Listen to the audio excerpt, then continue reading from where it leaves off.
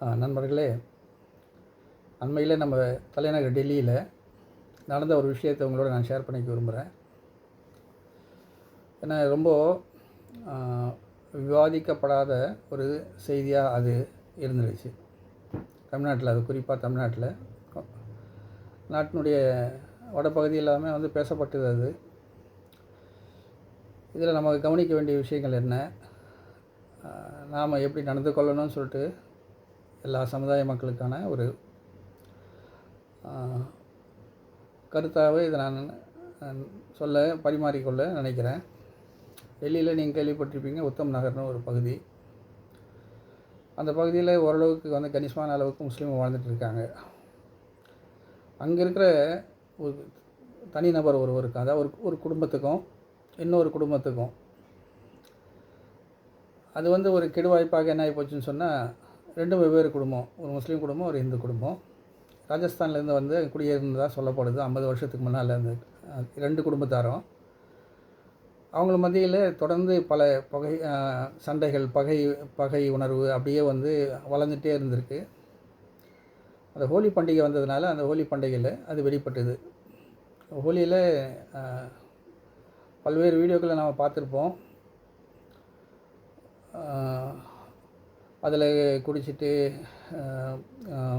விரட்டிட்டு ஒருத்தர் தள்ளிட்டு பெண்களை அவங்கள அவங்களுடைய ஆடைகளை இது பண்ணிவிட்டு, இது மாதிரி நிறைய வீடியோக்களை நாம் காணொலிகளை பொது தளங்களில் பார்த்துருக்கலாம், சமூக தளங்களில். அப்படியான அந்த சூழலில் இந்த 2 ஏற்கனவே பொய்ந்து கொண்டிருந்த இந்த பகை வெடித்து, எந்த ஒரு சந்தர்ப்பத்தையும் எதிர்பார்த்து காத்திருப்பாங்களே சண்டைக்காரங்க எப்போவுமே, அது யாராக இருந்தாலும். இதில் என்ன இந்து முஸ்லீம் இருக்குது? இப்படிப்பட்ட ஒரு சூழலில் இந்த ஹோலியினுடைய நிறம், அந்த வண்ணக்கலவை அவங்க மேலே பட்டதாகவும் பந்து வடிவில். அதனால் அது கேட்க போய் தள்ளு முள்ளு, பிறகு அடிதடி, பிறகு வன்முறை, கலவரம், இப்படியாக மாறி போச்சு. அதில் அந்த அடிதடியில் படுகாயமற்ற 2 தரப்புலையும் படுகாயமற்றிருக்காங்க. அதில் படுகாயமற்று பின்னால் இறந்து போன தருண்குமார், இதுதான் அந்த மையக்கருத்தாக மாறிப்போச்சு. இந்த பிரச்சனையுடைய டெல்லி அந்த உத்தம் நகருடைய பிரச்சனையுடைய மையக்கருத்தாக இது மாறிப்போச்சு. இந்த சூழலில் வழக்கமாக இங்கே சின்னதாக ஒரு தீப்பொறி கிளம்புனா போதுமே, அதுக்கு எண்ணெய் ஊற்றி பெருசாக்கிற நம்ம ராஜாக்கள் மாதிரி, இங்கே இருக்கிற ஐயாக்கள், நிறைய ஐயாக்கள் இருக்கிறாங்க இங்கே, அவங்கள மாதிரி எல்லாமே எல்லா நாட்டில், அதுவும் தலைநகரில் சொல்லவா வேணும், எல்லா இந்த இவங்கெல்லாம் சேர்ந்துட்டு வகுப்பு வீரர்களை அதை தூவி விட்டு அதை வளர்த்து அதை நம்ம சமூக ஊடகங்கள் வழியே அப்படி கொஞ்சம் கொஞ்சமாக வளர்த்து, பழிக்கு பழி, ரத்தத்துக்கு ரத்தம், இதில் இவங்கள விடக்கூடாது அப்படின்னு சொல்லிட்டு ஒரு பெரிய பெரிய நபர்கள், விஐபிங்களை சர்வசாதாரணமாக இப்போ நடக்குது. நாட்டினுடைய உச்ச பொறுப்பில் இருக்கிறவங்க அவங்களே கூட இப்போ சொல்கிறாங்க இல்லையா, கொல்லணும், அடிக்கணும், உதைக்கணும், வெட்டணும்னு சொல்லிட்டு. அது மாதிரி அந்த மிரட்டல் பெரிய அளவாக பய உணர்வை உருவாக்கி, ஒரு கிளியை உருவாக்கி முஸ்லீம் மத்தியில் ஈதுனாவே ஏதோ பெரிய கலவரம் நடக்க போகுதுன்னு சொல்லிட்டு பதட்டம் அடைஞ்சவங்க, அன்றாடம் எந்த நேரம் என்ன நடக்கும்னு சொல்லிட்டு தெரியாமல் இருந்துட்டவங்க. அதில் சில பேர் கொஞ்சம் நமக்கு வேண்டாம், இதை தொல்லையே வேணாம், நம்ம இங்கே இந்த ஊரை விட்டு ஓடிடுவோம்னு சொல்லிட்டு உத்தம் நகர்லேருந்து பல பேர் குடும்பமாக காலி பண்ணிட்டு போன சம்பவங்கள்லாம் நிகழ்ந்திருக்கு. இது இப்போ ரொம்ப பேசப்படலை. இது பேசி பெரிதாக விரும்பாட்டி இதில் பின்னால் ஒரு பெரிய சூழ்ச்சி இருக்குது. இந்த சூழ்ச்சியை எல்லாரும் புரிஞ்சுக்கணும், எல்லா மனிதர்களும் புரிஞ்சுக்கணும். அதுக்காக தான் இந்த நிலையில் ஒரு பீதி, ஒரு கலவரத்தோடு இருக்க விரும்பாதவங்க எல்லாம் அங்கேருந்து கிளம்பிட்டாங்க. இந்த தருண்குமார் அந்த இறந்து போயிட்டார் இல்லையா, அந்த தருண்குமாருடைய அந்த சம்பவத்துக்கு காரணமான அந்த வீடு உடனடியாக முஸ்லீம் வீடு உடனடியாக அந்த பகுதி இடிக்கப்படுது. புல்டோசர்னால இப்போ தீர்ப்பு தானே. எப்போவுமே ஒரு நிகழ்வு நடக்குதுன்னு சொன்னால் அந்த நிகழ்வு ஏன் எதுக்குன்னு சொல்லிட்டு விசாரிக்கிறது நீதிமன்றங்கள் இருக்குது. இப்போ அப்படிலாம் இல்லை, உடனே இவங்களாக முடிவெடுத்து அந்த வீடை இடிச்சிடுறாங்க. வீடு இடிக்கப்படுது. பிறகு இந்த கலவரத்தை எதிர்நோக்கி காத்திருக்க விரும்பாதவங்க எல்லாமே பதட்டம் முற்றவங்க எல்லாமே உத்தம் நகர்லேருந்து காலி பண்ணிட்டு போயிடுறாங்க. வெளியேறி போயிடுறாங்க. இதுதான் வந்து முக்கியமான நோக்கம். முஸ்லீம்களை வந்து அங்கேருந்து வெளியேற்றணும். இதுதான் வந்து ஒவ்வொரு கலவரக்காரருடைய நோக்கம். இந்த விஷ விதைகளை தூவுறவங்களோட நோக்கம், நச்சுக்கருத்துக்களை பரப்பவங்களோட நோக்கம். பிறகு என்ன ஆகி போச்சுன்னு சொன்னால் பதட்டம். ஈத் நெருங்க ரமதான் நெருங்க இன்னும் கலவரம் எங்கே ஆகிடுமே சொல்லிட்டு பயந்து போனவங்க, ஒரு இறுக்கமான சூழலில் இருந்தவங்க. பிறகு வந்து இதில் வந்து சில சிவில் ரைட்ஸ் மக்கள் உரிமை சம்மந்தப்பட்ட சில அமைப்புகளில் ஒரு அமைப்பு வந்து நீதிமன்றத்தை அணுகுது. நீதிமன்றத்தை அணுகி கலவரம் நடக்கக்கூடாது, ரெண்டாவது வந்து ஈது வந்து சுமூகமாக வந்து நல்லபடியாக வந்து கொண்டாடப்படணும், இதுக்கு வந்து பாதுகாப்பு வேணும். இவ்வளோ தான் வந்து அதனுடைய கோரிக்கை. இதெல்லாம் அதுக்கான அடுக்கடுக்கான யார் யார் வந்து என்ன வன்முறையை தூண்டுற பேச்சுக்கள், எங்கெங்கே என்னென்ன ஆதாரங்கள் இருந்தோ அத்தனை ஆதாரங்களையும் வகுப்புவாதிகளுடைய அந்த ஆதாரங்களை திரட்டி நீதிமன்றத்தில் தெளிவாக சமர்ப்பிச்சிட்டாங்க. பிறகு நீதிமன்றம் ஒரு தலையிட்டு சுமூகமாக அந்த இது நடக்கிறதுக்கான, அந்த பண்டிகை நடக்கிறதுக்கான மொத்த காவல்துறையினுடைய பாதுகாப்பும், அது என்னென்ன நடவடிக்கையோ சட்ட ஒழுங்கு பாதுகாப்பான நடவடிக்கைகளை அதை அவங்க பண்ணாங்க. இதுவும் நடந்து முடிஞ்சு போச்சு. திட்டமிட்டது முசாபர் நகரில் ஒரு சம்பவம், சாதாரண ஒரு இது, இந்த எப்படி வந்து பெரிய அளவு தீப்பற்றி இந்த ஊடகங்கள் மூலியமாக எப்படி போய் கருத்துக்கள் போய் சேர்ந்து முசாபர் நகர்லேருந்து எத்தனை பேரும் வெளியேறினாங்களோ அப்படி நினச்சவங்களுக்கு இங்கே தோல்வி அடைஞ்சு போச்சு. வெளியேறினவங்க வருவாங்களான்னு தெரியாது. இங்கே உத்தம் நகரில் போலீஸ் பாதுகாப்போடு அந்த அன்னைக்கு ரம்ஜான் வந்து பண்டிகை கொண்டாடப்பட்டது. இது முடிஞ்சு போச்சு. ஏன் இது சொல்ல வரேன்னு சொன்னால், பாஜக பூச்சாண்டின்னு சொல்லி பூச்சாண்டி காட்டுறாங்க. குறிப்பாக திமுக போன்ற நம்ம தமிழ்நாட்டில் இருக்கிற இடதுசாரிகள், திமுக போன்றவங்க எல்லாம் வந்து ஓட்டு அறுவடைக்காக இல்லை சிறுபான்மையினுடைய அந்த வாக்குகளை வந்து வாங்குவதற்காக இவங்க பூச்சாண்டி காட்டுறாங்கன்னு சொல்லிட்டு ஒரு கருத்து வந்து சொல்கிறாங்க இல்லையா? அது தப்பான கருத்து. பூச்சாண்டி கூட மட்டும் இல்லை, அது பேய் இல்லை. அது ரத்தத்தை சதையை அப்படியே உறிஞ்சிற 1000 கால் கொண்ட ஆக்டோபஸ். அந்த சங் பரிவார் என்றதோ, பிஜேபி என்றதோ, ஆர்எஸ்எஸ் என்றதோ, அதோடைய சித்தாந்தம் என்பதோ எப்போவுமே வந்து அப்படியே உறிஞ்சிரும். மக்கள் மனதில் வெறுப்பை வந்து அப்படியே வந்து வெறுப்பை விதைச்சி அந்த வெறுப்பின் மூலமாகவே வந்து துவேஷங்களை பரப்பி மனிதர்களை பிரித்து, இதை எப்படி சொல்கிற ஒரு பெரிய ஒரு இது பூச்சாண்டி கிடையாது. நீங்கள் தொடர்ந்து நம்ம நாட்டில் நடக்கிற விஷயங்களை அத்தனையும் எடுத்து பார்த்தீங்கன்னு சொன்னால் எந்த பூச்சாண்டியும் கிடையாது. இது எல்லாமே உண்மை. நான் 80களில் இங்கே நான் வாழ்கிற பகுதியில் நடந்த விஷயங்களில்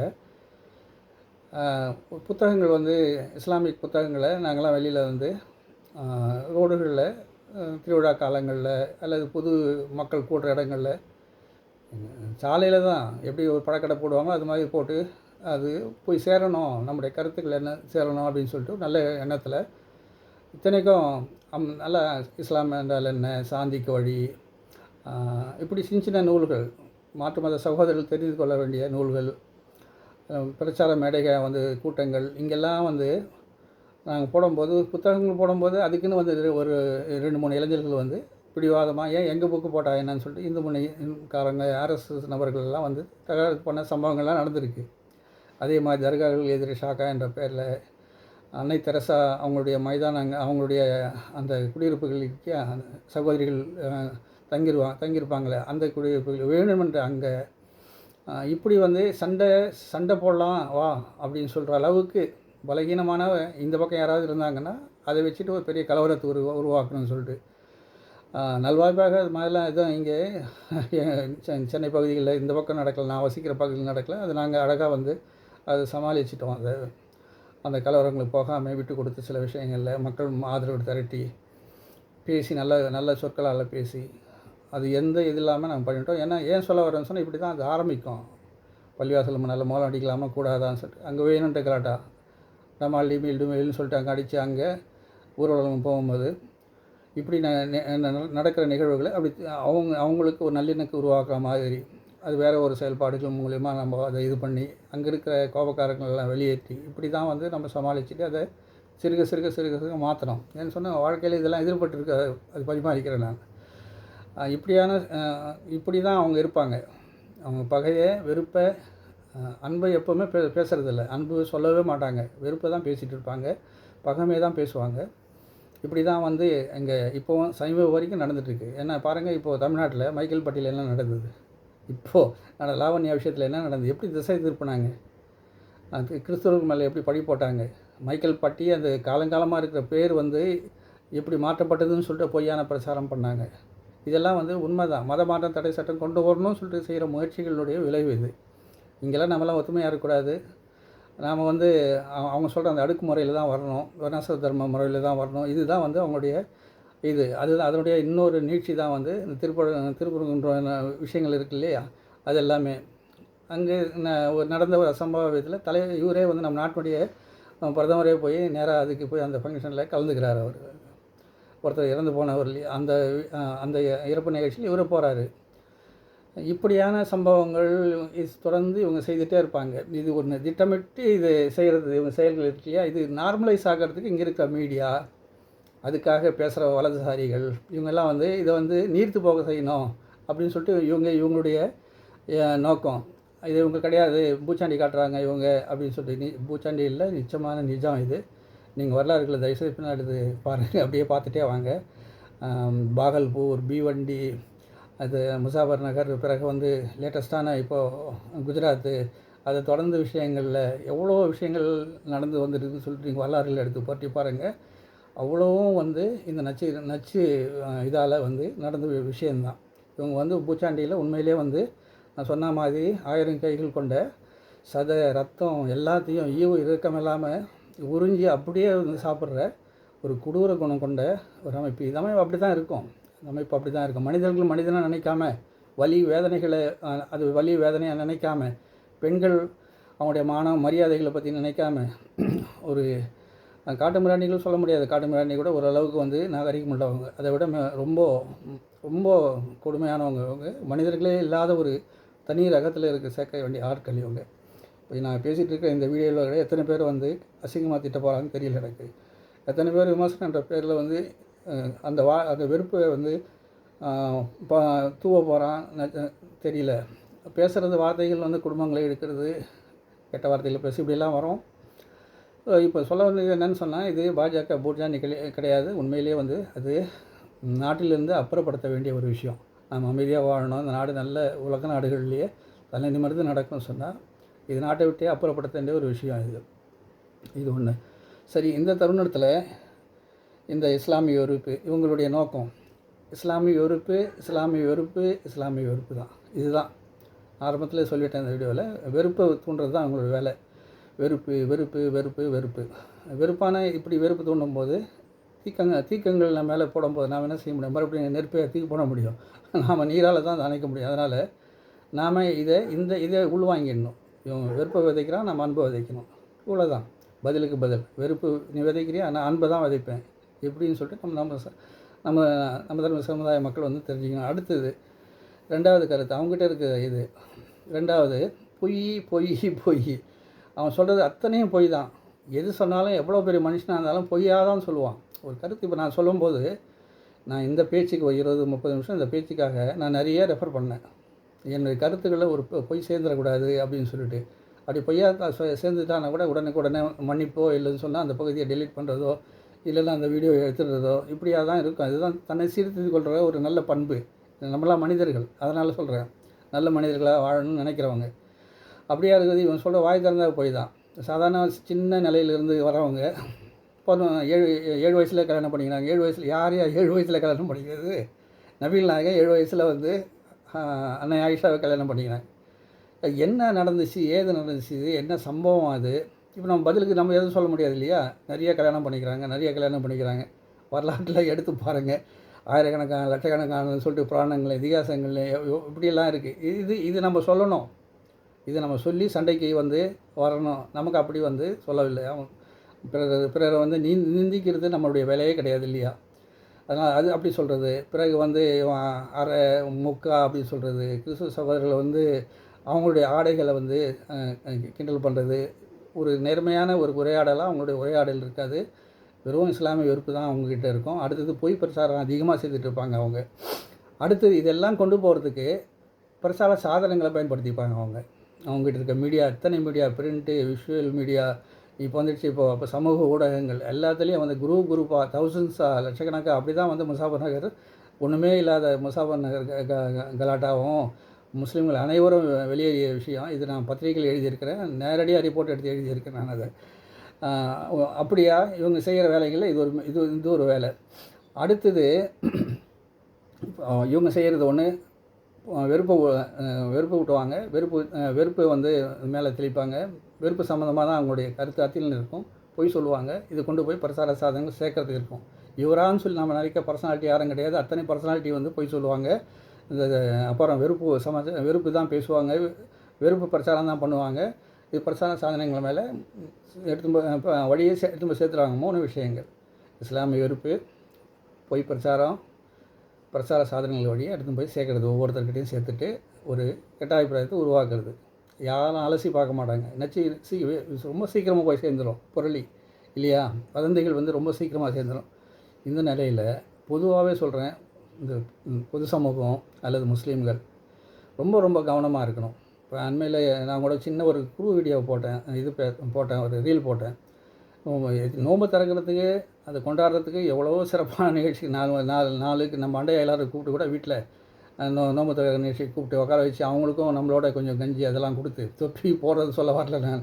நம்ம அண்டையிலார் நம்ம அன்றாடம் பழகிற நம்முடைய பக்கத்து வீட்டுக்காரங்க, எதிர் வீட்டுக்காரங்க, நம்ம தெருவாசிங்க, நம்மளால் முடிஞ்சது உட்கார வச்சு கூப்பிட்டு அவங்களுக்கு நம்ம நல்லா விருந்து கொடுக்குறது, நம்ம பேசுகிறது, அவரை பேச விடுறது, நம்ம கருத்துக்களை சொல்கிறது, கிஃப்ட்டுகளை கொடுக்குறது, இதை செய்யாமல் இஃப்தார்ன்ற பேரில் கங்கை நதியில் போயிட்டு திறப்பானா, நோம்பு திறப்பானா, திறந்தாலும் சும்மா இல்லாமல் அது ஒரு வீடியோ எடுப்பானா, சரி சாப்பிட்டது கீழே போடுவானா, எப்போ போடுறது துப்புறதும் இல்லை கழிவுகளை தூக்கி தெருவில் பொது இடங்களில் போடுறதும் வந்து இதெல்லாம் தடுக்கப்பட்டது. இது வந்து இஸ்லாமிய பண்புகளே வராது. இது துப்புறது வந்து பண்பாக வராது.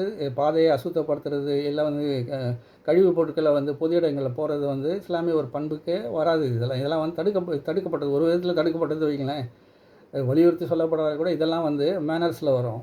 பொதுவான இதில் குணங்களில் குணாம்சங்களில் வரும். இதெல்லாம் சொல்லியிருக்கு நம்ம எப்படிலாம் நடந்துக்கணும்னு சொல்லிட்டு. இவங்க போய் அங்கே போய் செய்ய கங்கையில் அது பெரிய இஷ்யூவாச்சு இல்லை. அது மாதிரி வந்து செய்யாமல் பொறுப்போடு நடந்துக்கணும். மிக கவனமாக இருக்கணும். ரெண்டாவது பொறுப்போடு நடந்துக்கணும். இன்னும் வந்து இப்போ பொறுப்பாக தான் நடந்துக்கிறாங்கன்னு சொன்னால் இன்னும் வந்து பொறுப்பாக நடந்துக்க பார்க்கணும். 3 விஷயங்களை வந்து அவங்க செய்கிறத இந்த பூச்சாண்டி இல்லாத இந்த 1000 கரங்கள் கொண்ட இந்த ஆக்டோபஸ் செய்கிற 3 விஷயம்: வெறுப்பு உருவாக்குவாங்க, பொய் சொல்லுவாங்க, பிரச்சார சாதனங்களில் கொண்டு போய் சேர்ப்பாங்க. இப்போ அதுக்கு பதிலடியாக நாம் செய்ய 3 விஷயங்கள் என்னென்னா மிக கவனமாக இருந்துக்கணும். அடுத்தது ஒன்று, இன்னும் பொறுப்பாக நடந்துக்கணும். 3வது மிக முக்கியமானது, நாம் வந்து நம்முடைய பர்சனாலிட்டியை இன்னும் மேலே டெவலப் பண்ணிகிட்டே போகணும். மேலே இன்னும் நம்ம பண்புகளை வந்து இன்னும் உயர்த்திட்டு நம்ம கொண்டு போனால் தான் வந்து நல்ல மனிதர்களாக வாழ்கிறதுக்கான அனைத்து விஷயங்களும் நாம் செய்துகிட்டே இருக்கணும். இதுதான் வந்து நமக்கு இது நிரந்தர தீர்வாக இருக்க முடியும். அதனால் டெல்லி அந்த உத்தம் நகரில் இதுதான் நடந்துச்சு. இதனுடைய விளைவுகள் இது. நாம் நடந்து கொள்ள வேண்டிய, கவனமாக இருக்க வேண்டிய விஷயங்களை நாம் இந்த காணொலியில் உங்களோட பகிர்ந்துட்டு இருக்கேன். மீண்டும் என்னுடைய கோரிக்கை உங்களுக்கு, அழகான முறையில் நீங்கள் உரையாடுங்க, உங்களுடைய பின்னூட்டங்களை போடுங்க, நாம் பேசுவோம். எந்த கருத்து இருந்தாலும் நீங்கள் பேசலாம். யாரும் வந்து இங்கே எதுக்கும் தடை இல்லை. ஆனால் எந்த கெட்ட வார்த்தைகளை தயவுசெய்து பயன்படுத்த வேண்டாம். அது யாராக இருந்தாலும் சரின்னு சொல்லிட்டு நான் கேட்டுக்கிறேன். நன்றி நண்பர்களே. இறைவன் நாடினால் இன்னொரு காணொலியில் நம்ம சந்திப்போம்.